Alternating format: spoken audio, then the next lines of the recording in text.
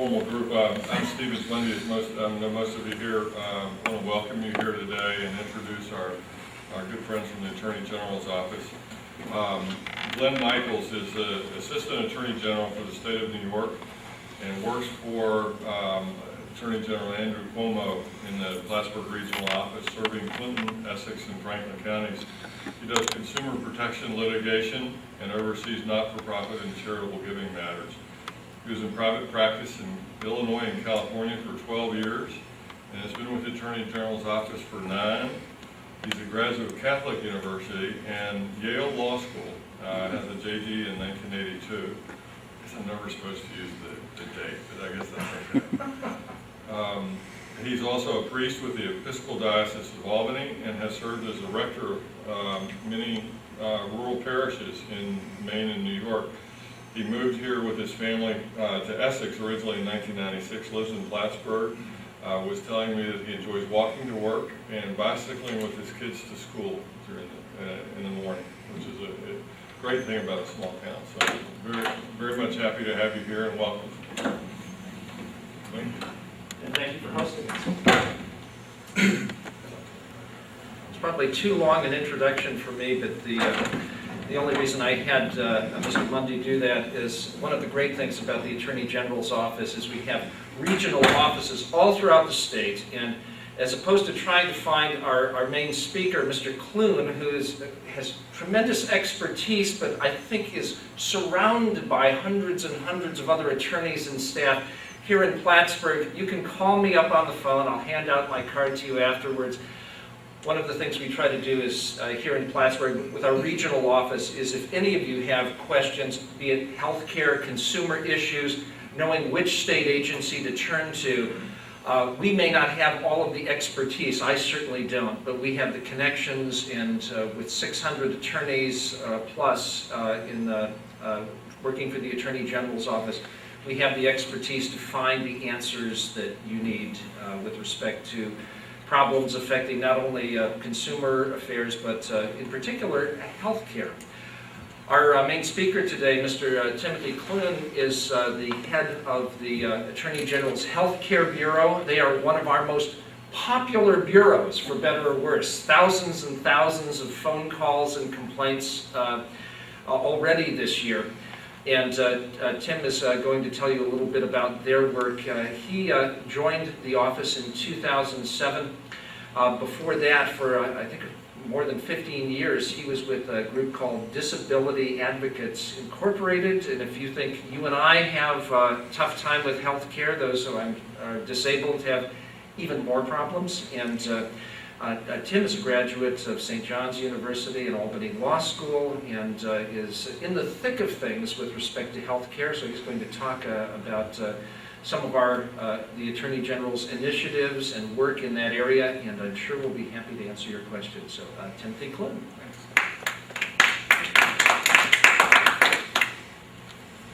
Thank you, Glenn. Good morning. Thank you for coming out today. So my name is Tim Clune. I am the chief of the AG's Healthcare Bureau. I have been doing these presentations around the state for the last 2 years, and one of the remarkable things that I come away from is how much people know about us. So I usually start out by asking, how many of you are aware that the AG's office actually had a healthcare bureau? Okay, so one. So this is consistent with what I have found as I go across the state. So I can at least go back to the office and tell the boss that this was a very, very successful day, because when you leave here, you will have valuable information on how to get in touch with us. What do? Healthcare Bureau does everything healthcare, from the $60 denial to ensuring that people get life-saving treatment. That's not hyperbole. I'll start with the smaller end. A consumer had contacted us early on with a $60 denial.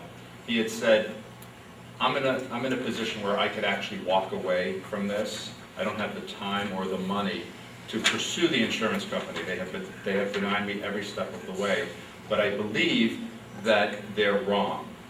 So we advised this person to give us all the information so that we could try to resolve the problem. And lo and behold, in a very short amount of time, we were able to resolve that situation. Interestingly, he had been providing sort of this amount of information to the insurance company. We obtained that same amount of information. We put a cover sheet on it, sent it to the insurance company, and lo and behold, based on the new information provided, we've seen the error of our ways, and we are going to pay the claim. There is a comical error aspect of that, but on the other hand, it really points out that when you're dealing with insurance companies, the playing field is not level at all. And early on, the Attorney General has said, our healthcare bureau is going to level the playing field when it comes to dealing with insurance companies and other providers that you may be having problems with regarding your healthcare. It has made a difference. On the more extreme end, I was with the office probably 2 or 3 weeks. It's a Friday afternoon, because that's when it always happens. It's 3 o'clock in the afternoon on Friday, when my boss calls me and says, the AG wants you to handle this, it's urgent. There's 2 types of emergencies, one that the boss thinks is an emergency and the other that really is an emergency. This one was both. It was a 55-year-old man who had been diagnosed with brain cancer, the same GBM that Ted Kennedy has. And he had no history whatsoever. And the insurance company initially denied, saying it was pre-existing condition. That's always an easy way out. So that afternoon, I was on the phone with their executive vice president, requiring them to provide me with all the documentation they had to substantiate why it was and how it was a pre-existing condition. By Monday afternoon, all of this had been resolved, and this gentleman was able to get the treatment he deserved. When I looked at it more closely, it was a drug called Temodar. And I had gone on the internet, and Temodar requires a 43-day course of treatment every single day. Not 6, not 7, not 10, it's all or nothing. That is the protocol. I provided that information to the insurance company. Their position was that he only needed 6 days. After fighting, I was able to convince them that they were wrong, that a lawyer from Brooklyn was right, and he received the treatment. I don't often get to handle individual cases because of my other duties, but this was one of those cases that stuck with me from basically day one. I worked with this family for over 2 years to ensure that he received the treatment he did. The family was able to go on a vacation that they had to put off because of his problems. Unfortunately, his condition deteriorated and he passed away just a few weeks ago. I heard from his wife. But there's no doubt in my mind that had they not come to us, they would not, have had the time that they did.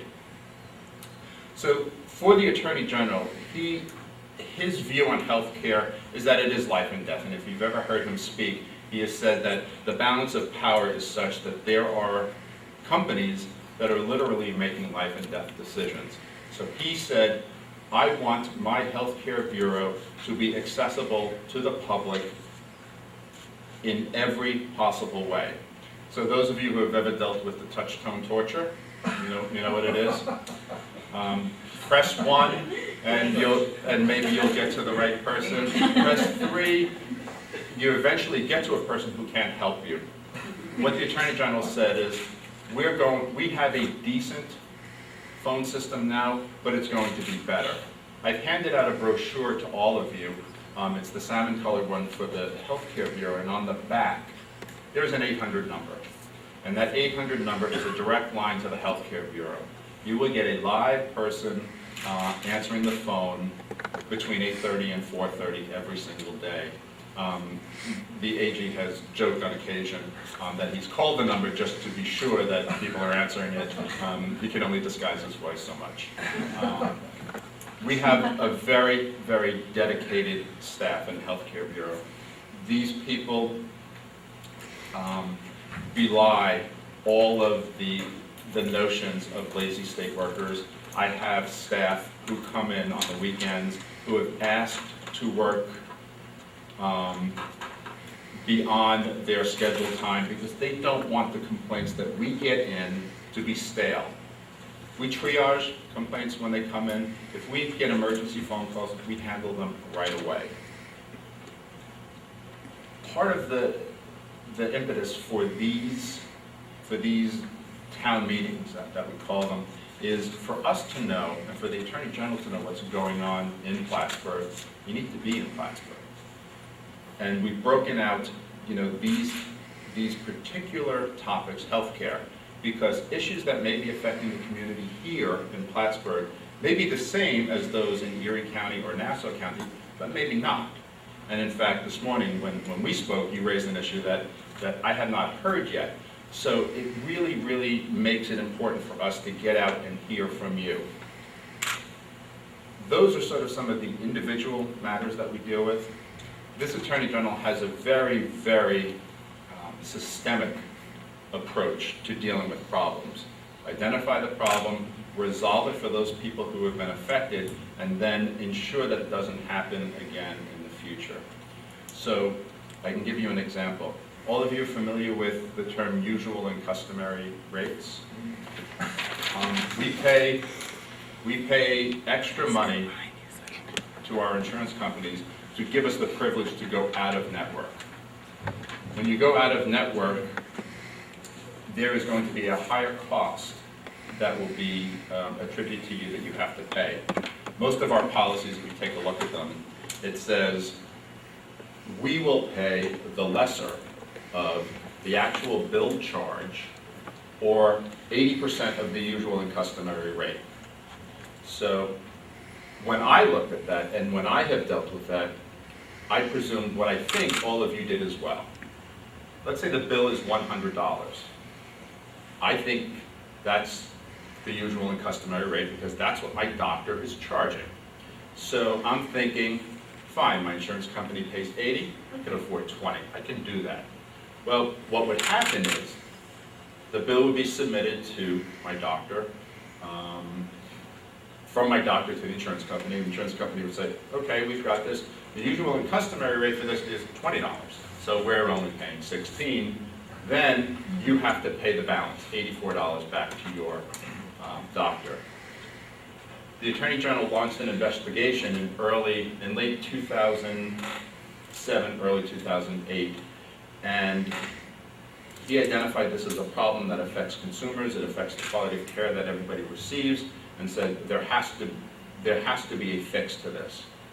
During the course of this investigation, this is what we found. There was a company called Ingenix, and Ingenix was a clearinghouse where all of the insurance companies would provide the billing data. Ingenix would take this data, they would massage it, they would do other things to it, and they would come out with a database that was then used by all of the large insurance companies in the state to set usual and customary rates. Upon further investigation, the AG found that Ingenix was owned by, wait for it, United Healthcare. So now you have certainly an appearance of a conflict of interest. So the Attorney General said, consumers are on the short end of the stick here and things need to change. As a result of settlements that he has brokered, the Ingenix database will no longer exist and will be phased out over the next few months.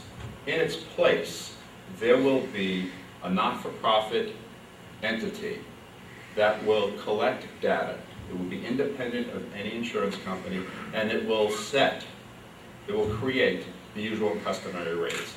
Additionally, there will be a website that people will have the ability to punch in their zip code, and you'll have an idea of what reimbursements will occur. That's just an example of the types of matters that the Attorney General takes on. We deal with everything from one end to the other. What I tell people is this: let us determine whether we can help you or not. It is better for you to contact us than not and think, well, it's just a little problem here and maybe it's only affecting me and it's not that big of a deal. One more example.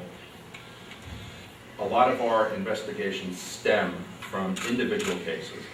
This person contacted us. They had mental health benefits and physical therapy benefits. There was a limit though. They had 20, they were able to have 20 visits. The way the policy was set up, if you looked at the documents, it looked as though you could have 20 in-network.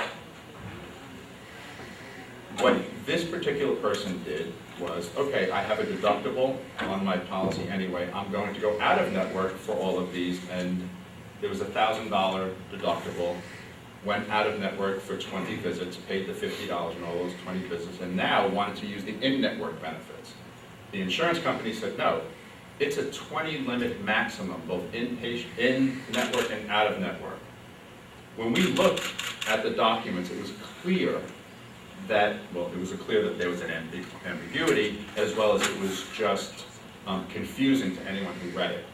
So as a result of our looking into this, we got the insurance company to sign what's called an insurance of discontinuance, that they're going to redo their documents so that it is clear that the maximum limit applies to both in-network and out-of-network.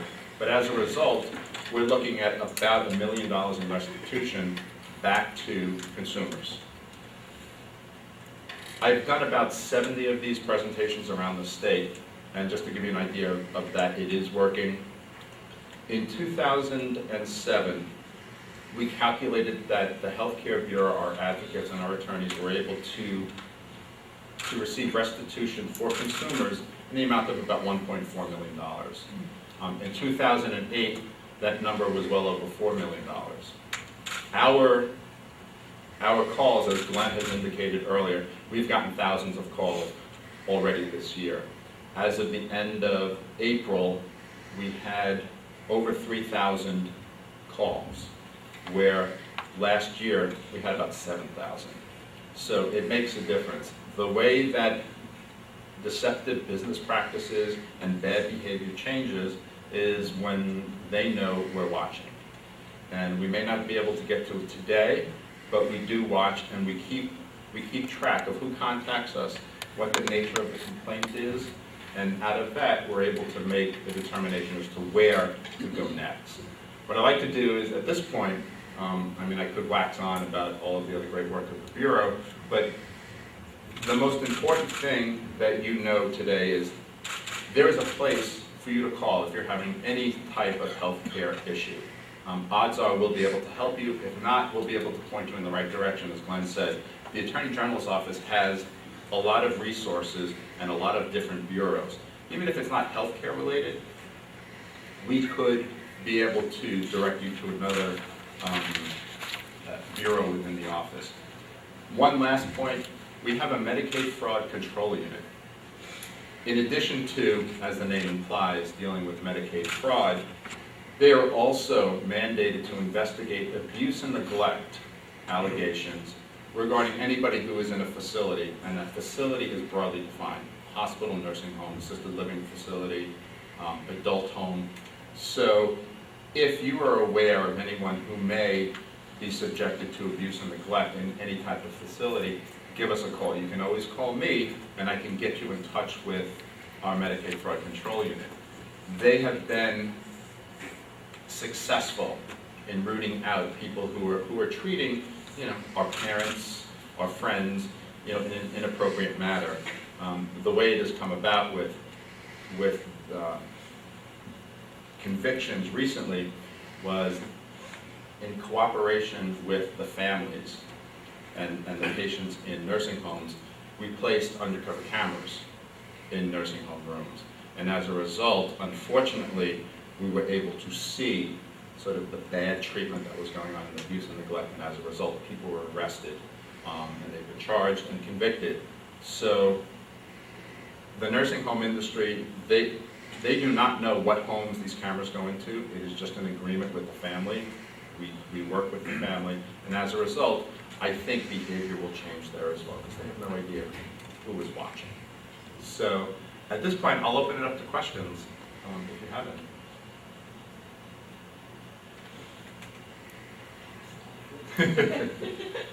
So, well, on Glenn. Well, besides, does the Healthcare Bureau also make recommendations to the Attorney General for proposed legislation that might address some of the systemic problems that under current law we can't do as much as we'd like to?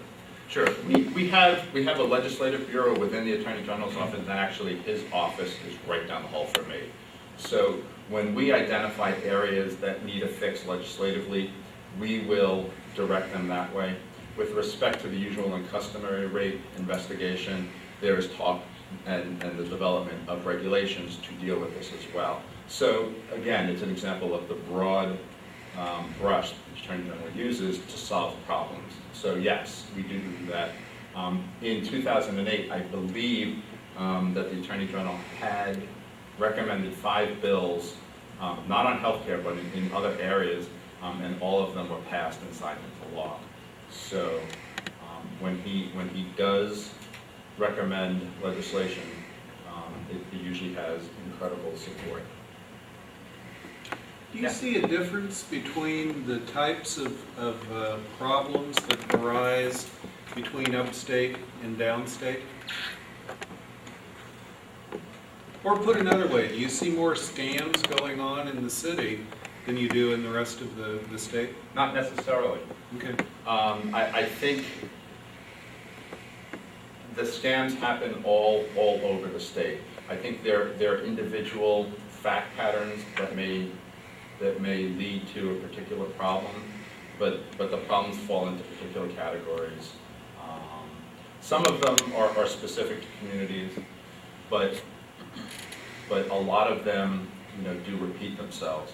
In part, if take for example an insurance company. So with this particular example I gave about the in-network and out-of-network limits, that affected people across the state. Although we had gotten the complaint from somebody, I believe in the Westchester area, it affected people across the state. So it does have,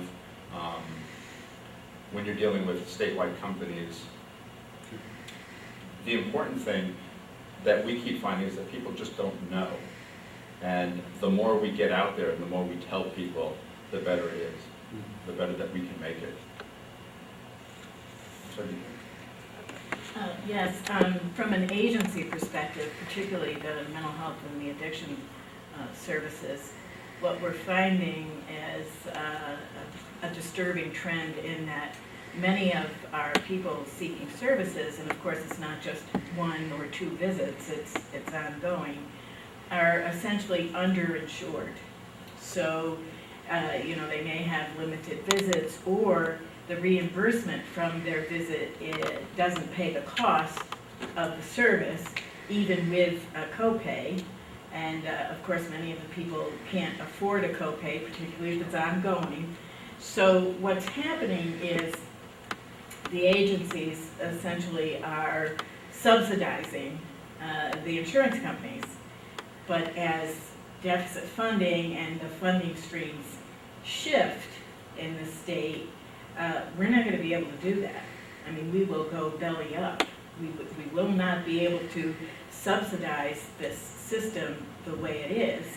Furthermore, Medicaid, of course, is more and more restrictive, and many of our people, of course, end up, due to their mental health or addiction problems, using Medicaid for a period of time. Has to fit in a medical model. So again, you're trying to use the system that's a kind of a medical overlay and make that work for people. I'm very concerned about how we're going to support services over time. Certainly with commercial insurance, we're losing. I mean, of course, the consumer is experiencing the ultimate loss. But I think our system is in a real dilemma about how we're going to manage. And I would like to take at least one of those stacks of brochures and put them in our clinic so that our consumers have some recourse. Because so often they do not, And often we hear, if someone can just tell us what their problem is, we can figure out something to do, whether it's looking for charity care or just hearing the person out. I have seen, we get a lot of letters from satisfied consumers who said, thank you very much for listening to me. I have made 100 phone calls, nobody called me back. You called me back right away, and you were able to resolve something that was going on for months. I mean, this job, I've only been with the Attorney General's office for the last 2 years. I was in a private not-for-profit before this, and jokingly, a lot of my cases, I dealt with the state, so keep your friends close, your adversaries closer. But all kidding aside, I have to say, working with the Healthcare Bureau has been an honor, and it's government at its best. I mean, what we do. Not saying about other areas of the office, but from the affirmative side, where we can make a difference every single day in people's lives. There's no greater feeling than that, and if you've heard the Attorney General speak, we do it because of public interest. I mean, that's exactly why we do this day in and day out.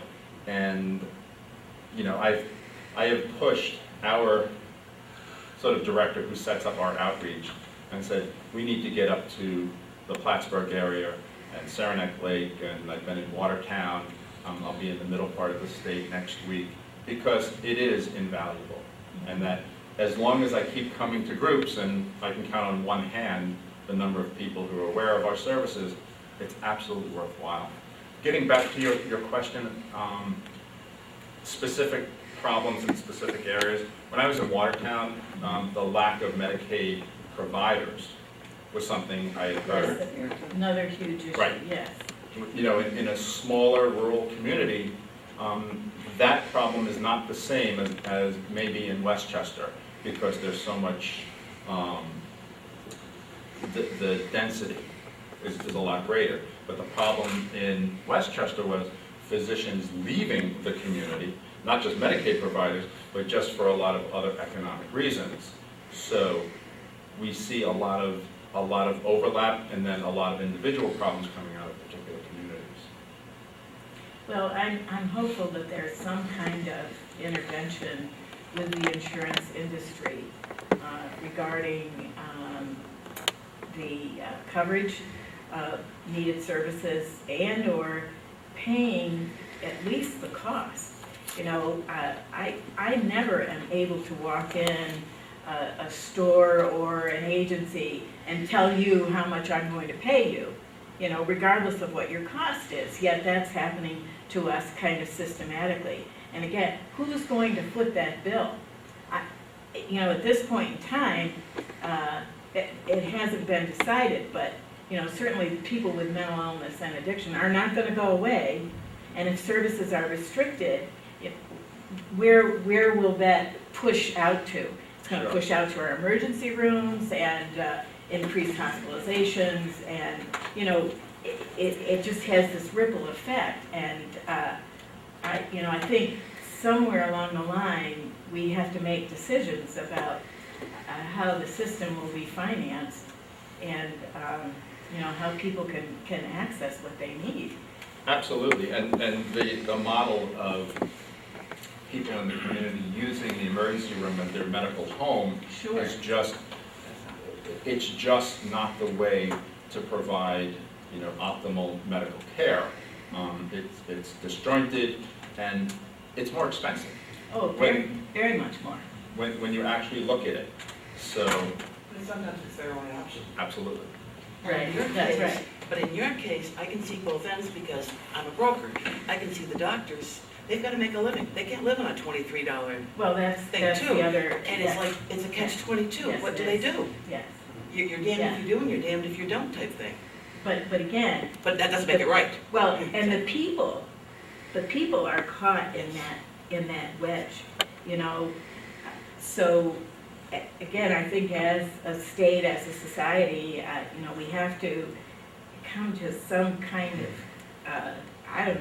agreement, conclusion about how we're going to support the system.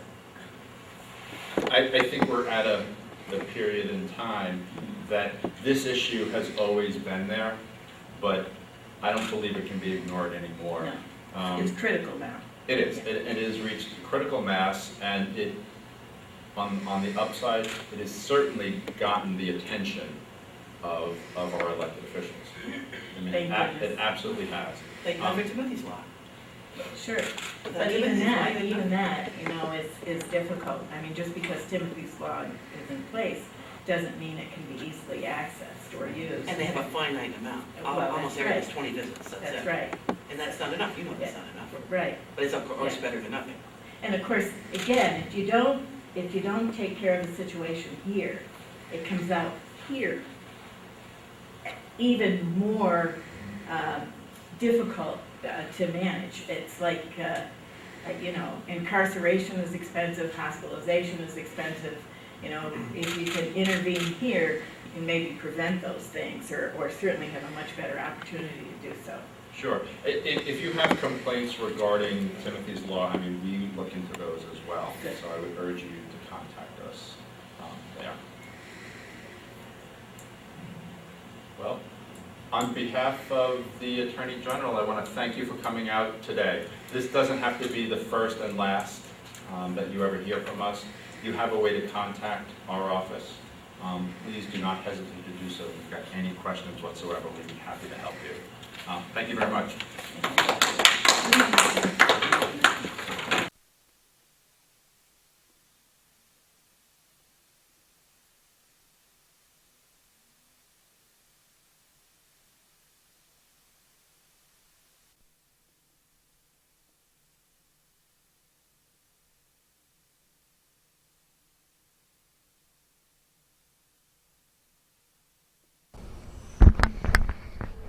Okay, we've got our local district attorney, Assistant Attorney General. Assistant Attorney General. Yep.